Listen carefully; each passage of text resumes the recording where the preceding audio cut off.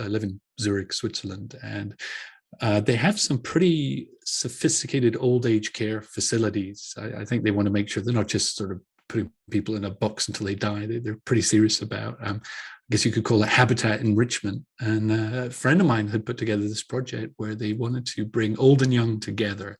And so what they did was they took these school kids and they would go and meet older people that maybe didn't have grandchildren of their own or were living far away from them. And then they shared some stories back and forth. And something that the Swiss have is everybody has an ancestral mountain that they had people living in a tiny village on the top of some dirt path somewhere.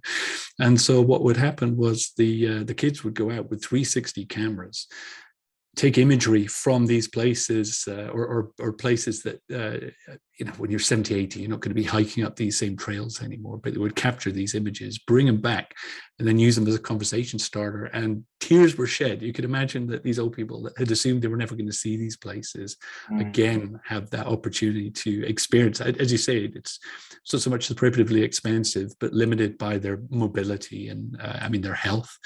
And the idea that I think this is a generation that old age homes are going to get a lot more interesting with the advent of VR. So I'm quite enthusiastic about that too.